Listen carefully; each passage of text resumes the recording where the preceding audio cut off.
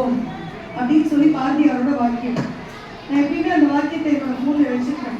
ஒரு சின்ன குழந்தை பிறக்குதுன்னு வச்சுக்கோங்க, துருதுருன்னு நினைப்பா, புதுசாக கற்றுக்கணும்னு நினைக்குதா, அந்த பூ எப்படி போட்டுச்சு, அந்த சூரியன் எப்படி வந்துச்சு அப்படின்னு அப்படியே குடிச்சு பார்க்குதா. அந்த மாதிரி நீங்கள் இருந்தீங்கன்னா வாழ்க்கையில் தோக்கவே முடியாது. ஆனால் அதை பற்றிலாம் பேசுறதுக்கு முன்னே ஒரு ப்ரோட்டோகால் இருக்கு. என்னோட பேர் சொல்லிட்டாங்க, Rotarian doctor K Sai Prasanna. நான் திருவண்ணாமலையிலேருந்து உங்களெல்லாம் பார்த்து பேசுறதுக்காக வந்திருக்கேன். நாங்கள் ஒரு மருத்துவமனை வச்சுருக்கேன். எனக்கு உண்மையிலே பிஸி தான். என்னோட டைம் வந்து என்னோட வைர நெக்லஸ் மாதிரி.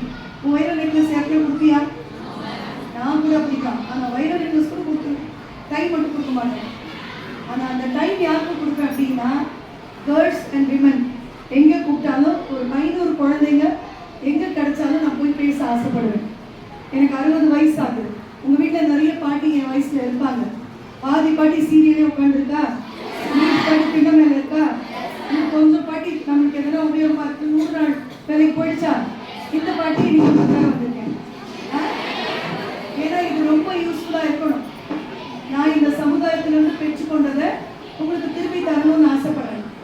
இந்த கூட்டத்தை மிக அருமையாக அனுமதி கொடுத்து எங்களுக்கு அனுமதி வழங்கிய தலைமை ஆசிரியர் பரிதா மேடம், அவங்களுக்கு என்னுடைய மனமார்ந்த நன்றி.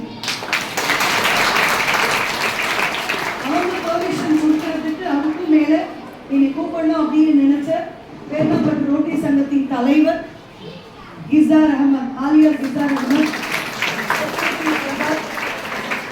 இம்தியாஸ், ரவி சார், இளங்கோ சார், அதிக் சார், இவங்க எல்லாருக்கும் என்னோட நன்றி. பேர் விட்டு போயிருந்தா நேரம் காரணமாக நான் விடுறேன். அது இல்லாத இன்னர்வீல் சங்கம் முடியாததுல வந்து அதன் தலைவியாக ஒரு முன்னுதாரணமாக நான் பார்க்குறேன். ஏன்னா அவங்க சொன்ன